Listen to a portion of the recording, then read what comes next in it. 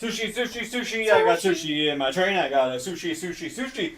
Sushi, sushi, sushi. Welcome to the sushi. Sashimi sushi, sushi and broccoli, sushi with extra sushi. Pass me the rice. That was nice. Nice. That was my sushi wrap. Pass me the rice. Cheers. Cheers to your sushi wrap. And welcome to the bar. Welcome to the bar, folks. Here we are. Woo! Here we are. Do you think they use just the right amount of rice in sushi, or do you think sometimes it's a little bit too much rice? I think sometimes it's a little bit too much. Okay. Depends Fair. on where you go. Fair. I find for me the hand rolls have too much rice. Okay. That's my biggest gripe with them. Is it's like 90% rice and 10%. Like those spicy cucumber ones that we got. Mm-hmm. They were like 10 shreds of cucumber and some sauce, Yeah, fair. Okay. and then like What else could you put in a hand roll? More vegetables. More vegetables. Maybe a little bit less rice, more vegetables. Yeah, stuff that shit with cucumber. I think even in like a hand roll that's kind of like, supposed to be maybe, salmon and avocado or something with a little bit of spicy in there. Maybe throw in a little bit more cucumber or something like that. Toss that cucumber. I really enjoy the cucumber Especially in with these wraps. spicy. Yeah, it goes well. Spicy and cucumber is a nice blend. It is a nice blend because you get the heat from the spicy and then you get the cool from the cool cucumber. Those are my favorite sushi combinations, is when it's with something spicy with the cucumber. Yeah. And you get the cucumber, the something spicy, especially the salmon. That's delicious. Mm-hmm. Salmon, cucumber. Love me a good eel. Rolls, a little eel. Such a weird thing. Eel. Did you ever think that you would ever say the sentence, "Love me a good eel"? No. Oh man, I love me a good eel. Love me a good eel. That's the weird. Oh, I love me a good eel. That's not something that I feel like I would ever say. That's a weird one. Do you know where eels come from? The ocean? Okay, good enough. Caves? Yeah, they come from... Eels actually they live in eel caves. Ah! And eel caves can be found around the world globally. And the eel caves have thousands and thousands of eels. And if you're not familiar with the eels in the eel caves, they swim around in mass colonies. But every eel cave that's in different parts of the world has a hard time getting along. Okay. So these eel caves have to stay in their own sanctioned parts of the world. And if the North American eels get in touch with the Asian eels, it's always a bit of a bad time. Okay. The Australian eel caves and the North American eel caves definitely have a hard time sometimes. Okay. So if the different eel caves from different parts of the world find each other in the middle of the ocean, it's like eel battle in the middle of the ocean. So if you take the North American eels and the Asian eels and you put them in the middle of the ocean, you have eel wars. Eel wars. And eel wars is, they say that eels can cross-populate from colonies from the eel caves, but it's hard to say if they would be, which eels would go with what colonies or how pollination would go within the eel communities. Cross-pollination. I mean, I'm just saying, it's a scientific fact that the eels need to stay in their own separate eel caves, or else it can get a little weird. I see. Yeah. And humans have tried to raise human eel caves in like eel colonies and like eel warehouses and stuff, but the eel warehouses are kind of questionable, and they're not always the best eels. People say that the wild eels are much better in the wild eel caves than the man-raised eels in these eel warehouses. I see. Yes. Yeah.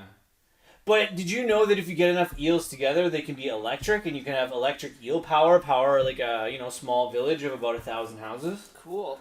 Yeah, it's great. Eels are amazing. Eels make the world go around. People don't even know. People think eels are ugly. I think they're funny. I like them. Shock me like an electric eel. Is that a song? I don't know that song. Yeah. Cool. Eels are electric. I know. It's like, You know, they say Pikachu's electric, but he should have been an eel. Pikachu should have been eel. It should be Pika eel. Pika eel. Pika eel. Pika eel. Pika eel. Ha. Pika eel. It would be a great Pokemon. Imagine a Pokemon I'm that gonna let was you an carry eel. this because I'm just. Imagine a Pokemon that was an eel, and he had level 30 eel shock, and every time the eel Pokemon came in, he like shocked everyone, and then he came up with Pikachu, and Pikachu wasn't ready for it, and Pika Eel took out the actual Pikachu. Shocking. That, my friends, is borderline shocking information. Shocking. This is cutting edge news. Pika Eel. Pika Eel is actually come to save the world. So watch out. Pika Eel is coming in hot. Pika eel. Mm-hmm. Would you go swimming in an ocean if you knew there was electric eels close by? Yeah. They hang out in caves. You're crazy. No, man. I'd sooner go swimming in an ocean with eels than I would with jellyfish. Okay. Yeah. Because the eel's gonna stay in its cave. Unless, like, you try and go in its cave, and then it's gonna fuck you up. But just leave the eel alone. That's fair. Yeah. Okay. And then I could just swim above it and be like, look, it's an eel. Yeah, that's true. I've always been kind of weirded out by jellyfish a little bit. I love them, but I love them in, like, pictures and away from me. Fair. Do you remember the details of the freshwater jellyfish that found a way into our freshwater lakes? They found a way into our freshwater lakes. Yep. They're freshwater jellyfish. And they're real tiny. So these freshwater jellyfish, where do they come from again? I don't know. I don't recall that information. So the freshwater jellyfish have come into the northern climate and have become accustomed to our nice freshwater lakes. And apparently a scuba diver in the area where we live found a freshwater eel that's not supposed to be... Oh, I said eel. Jellyfish. A freshwater jellyfish that's not supposed to be in the lakes that are close by to us. But the scuba diver was scuba diving. Of those little dudes. Yeah, so the scuba diver was scuba diving, and he captured a couple in a jar, I guess he said, right? I think so. So he captured these freshwater jellyfish in this jar, brought them to, you know, whatever the jellyfish identifying crew, and JIC were like, yep, that's a jellyfish. JIC. The jellyfish identifying crew. The JIC. The JIC. The JIC was like, that's definitely a jellyfish. And the scuba diver was like, but it's in fresh water. It's not supposed to be here. And the guy was like, yeah, like, these are freshwater jellyfish. They're not from around here. They're an invasive species. But they are now in northern Ontario. In these lakes, we have jellyfish now. But see, they eat plankton and shit. So I feel like they controlled the blue-green algae blooms this year. Okay, exactly. And that is a cool scientific link that I would also like to back up is that we did not... hypothesis. We've been having... Let's backstory it, because we've been having blue-green algae in our northern Ontario lakes every summer for the past endless years. And this year, being the first year that for some reason they've discovered these freshwater jellyfish, was the first year that they actually didn't put out a warning for the blue-green algae. Yeah. So I don't know if there's a scientific link there. There's gotta be. There's gotta be some kind of... There's gonna be like maybe some more studies on that or something, but I feel like you're correct by saying that there's a link between these freshwater jellyfish in these northern Ontario lakes and the fact that we didn't have barely any blue-green algae. They didn't even put out any advisories. I saw nothing. Because you say that the jellyfish eat and I walk by that lake multiple times a week. So. That's what I'm saying. This is a lake that's close by. You know, we're well aware of its blue-green algae problems. And it didn't get stirred up to the point nobody reported much. No. The only thing that was reported this time was the jellyfish. Jellyfish. So I'm agreeing with you at the point that there's got to be more of a link They there gotta be eating that shit. between the jellyfish and the blue-green algae that didn't happen. Yeah. Huh. Would you eat a jellyfish? No. Can you? What do you... I don't Guess know. you could. Can you eat jellyfish? I don't know. Ooh. It's like blowfish. You gotta be very careful how you cut you could it. die. Yeah. Ooh. I don't think I'd eat blowfish. Isn't blowfish one of the most dangerous fish to clean or something? If you get There's the like wrong a like certain toxins way, or yeah, something, because you they can have toxins, so there's a certain way you have to clean it. clean it and cut it and shit. I don't know all the details, but... But if you don't clean it right, you can get toxins from that blowfish. It's a And then blowfish, right? Yeah, it's a blowfish, you're So right. you can get toxins from that blowfish, and then the blowfish can get Kill you, ya. blow you up with its toxins. It's wild. Just like, why are we eating the blowfish then? You know, like, there's many other fish in the sea. Yeah. We can eat all kinds of fish. Why are we eating this toxic death fish? I don't know. Leave it alone. You know, I think there's just a certain thing that people like to live on the edge with whatever it is, whether it's eating foods or jumping off of cliffs that are too high that a person probably shouldn't jump off. There's certain We've all things done that we do that, you know, maybe aren't necessarily the safest, but we're people. We're trying to do some, you know, different things. And if someone wants to eat a blowfish while rolling the dice on, you know, if it's professionally cleaned or if they try to do it themselves by watching a YouTube video, Don't do then, that. you know, don't watch a YouTube video of someone cleaning a blowfish and Don't then do try it. to clean your own blowfish. Don't. It's probably not going to pan out too well for you. Definitely not. No. I wouldn't do it. There's some things that YouTube tutorials are great for. Cutting up blowfish probably isn't one of them. I don't know if you can buy blowfish in Canada. Can you buy blowfish? Well, the way the world's going, we'll probably be able to catch blowfish in our northern Ontario lakes pretty soon. Whoa.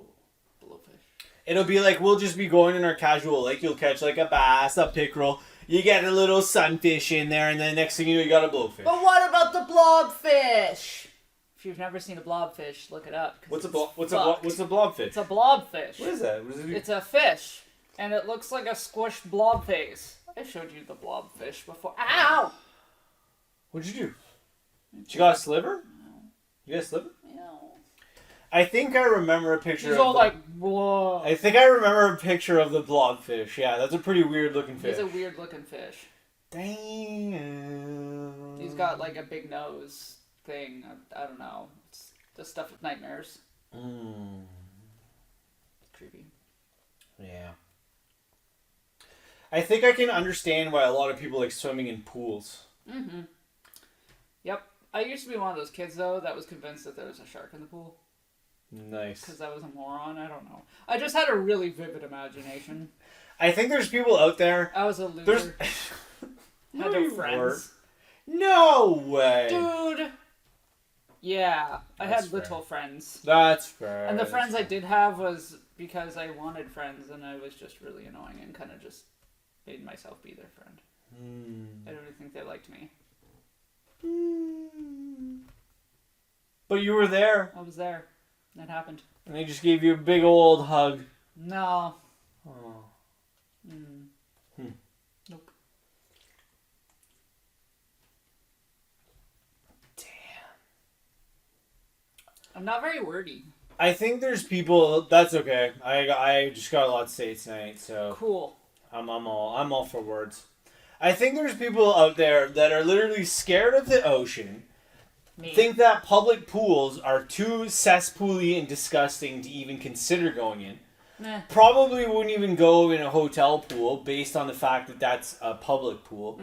And would probably only swim in their own private pool and maybe a couple of their friends who they know to keep their pools really clean because they're like super like clean freaks and they're also scared of the ocean. I'm scared of the ocean.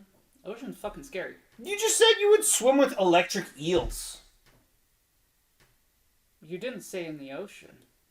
Okay, so the electric eels are in your neighbor's swimming pool, Sweet. and you would swim in them. Yep. Okay, well, I'm glad we cleared that up.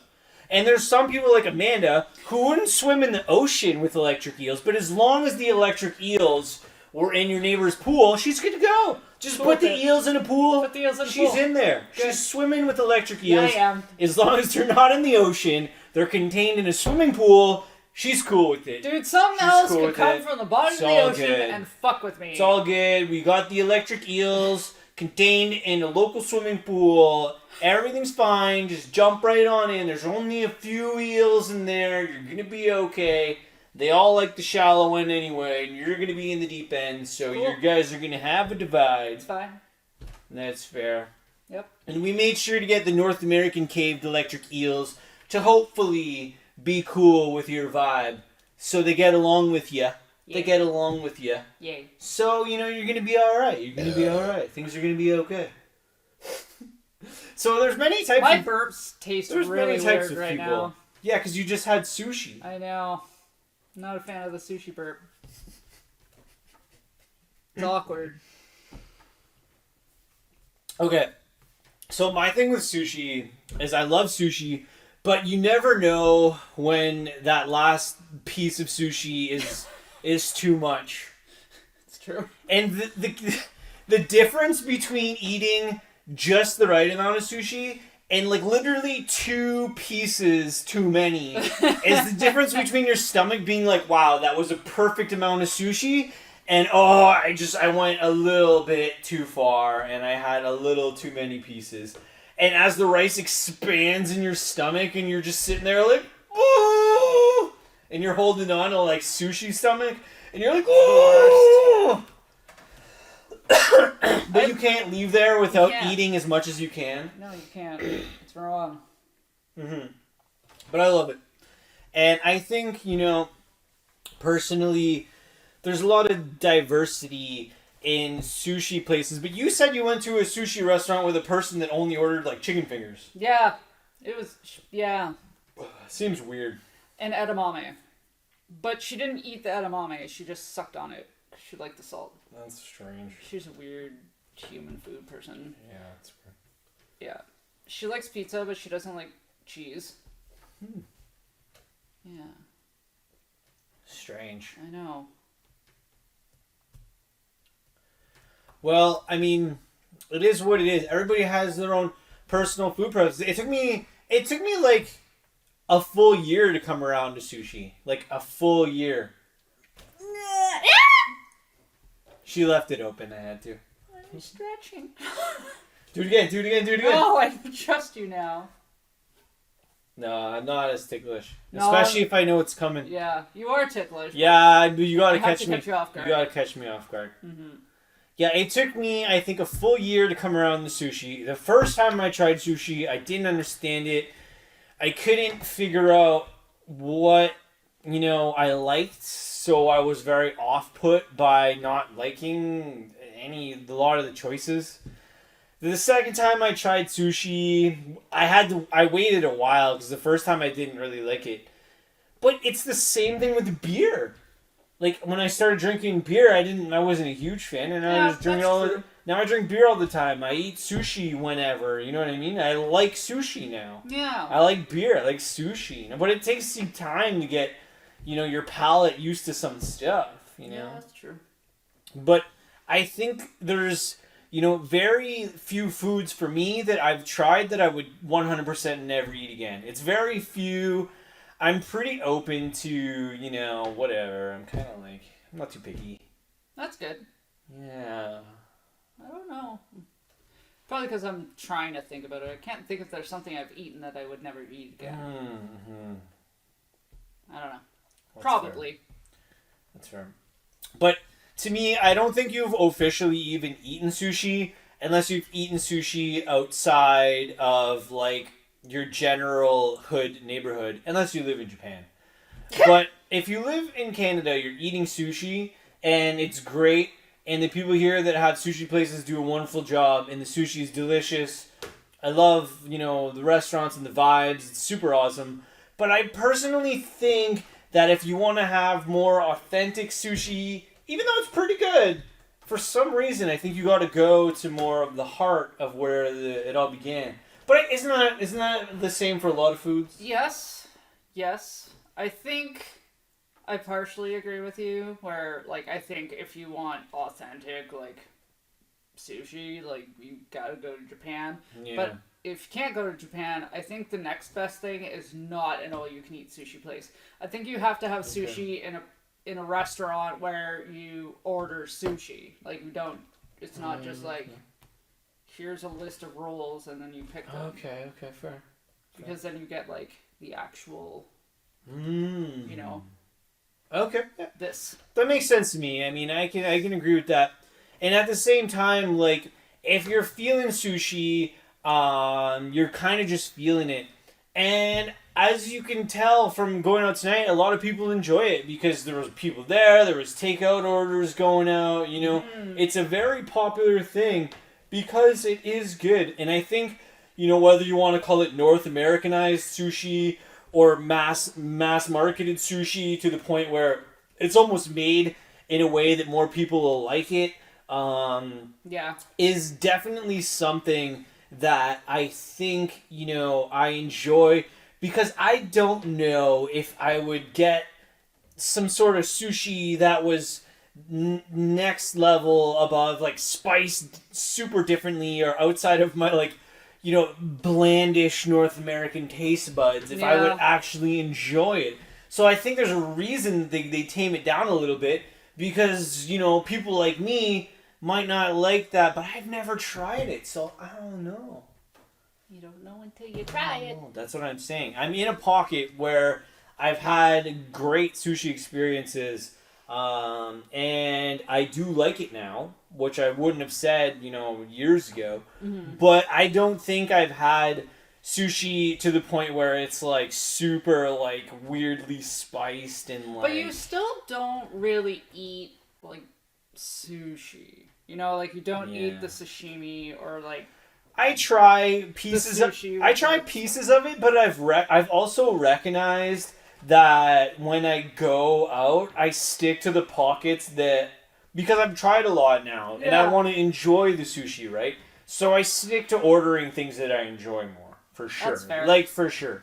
And I totally know what you mean by some of the selections I just kind of stay away from, because they're not my favorite. Well, I'm like that too. Yeah, exactly. Like, I don't get any of those, like, skewers or, like, chicken bits or beef bits. Like, and you're not a huge fan of deep fried stuff, right? No. Yeah. No. Very selective. Very selective. That's cool. Yeah. Well, that's interesting. Yeah. Well, that's super interesting. I think this one's gonna be a shorter one. I'm slowly, like... Well, we had a long day today. We're coming in hot. We're both full on sushi. So technically speaking, I think we are in a chill vibe, but we wanted to talk about fish. Apparently, we wanted to talk about fish. I kind of wanted to talk about rappers, but I don't know if we have time. I think we should save that for next week. Can we save that for next week? We'll talk about rappers. So if you want to become a popular rapper, just name yourself Young Sushi, and you're gonna have a hit album. Honestly, if you name yourself Young Sushi and you write rhymes about, like, if you like, I'm Young Sushi and here's my album, So Bung Spicy Rap, and, like, you're gonna, like... Not bung! Don't say bung! That's a butthole! Okay. Not So Bung Spicy Rap. Let's go with... My name is Young Sushi, and this is Spicy Tuna Beef Roll. Spicy Tuna Beef Roll. Yeah, and you're gonna make a song called Spicy Tuna Beef Roll, and you're gonna be the most popular rapper because you're Young Sushi, and you're gonna be like, Spicy Tuna Beef Roll, this thing is out of control. Spicy Tuna Beef Roll, this thing is out of control. And you just keep saying that over and over and over again. The Spicy Tuna Beef Roll is out of control, and your name is Young Sushi, and you've got a #1 hit right there. Young Sushi featuring Spicy Tuna Beef Roll, this thing's out of control. Because I don't think there's such thing as a Spicy Tuna Beef Roll. No. So you gotta invent the Spicy Tuna Beef Roll, you gotta write the song, and you gotta call yourself Young Sushi, and you're gonna be the most popular rapper probably in the world. Okay. I would say. Now that you made me think of Spicy Tuna Beef Rolls, There you go. Surf and turf is generally fish and chicken. Surf and turf to me sounds like you're eating fish on, like, grass or something. I know. You're just sitting there on grass, like, eating a piece of fish. You're like, this is gross. So it's generally chicken and fish, right? Yeah. So wouldn't a Spicy Tuna Beef Roll also be considered surf and turf because it's fish and beef? I don't know. I mean, you don't usually have fish and beef. Yeah. But technically, I mean, beef is a cow. It's raised on turf. It's raised on turf. Hence surf and turf. Surf and Smurf. Yo, my name's Young Smurf. Surfing Smurf. Yo, surfing Smurf. Surfing Smurf. Oh god. This episode's pretty random. It's brought to you by Sushi Stomach .com. and sushystomach.com/flat earth /flatfish. You know that the earth is flat because there's a flat-faced fish. Those are called flounders. Yeah, in Flounders Field. The surf and turf grow. The flat fish swim Give up. down flat for fish row. I think I'm done now. Oh, beer came up my nose. Bye, everyone.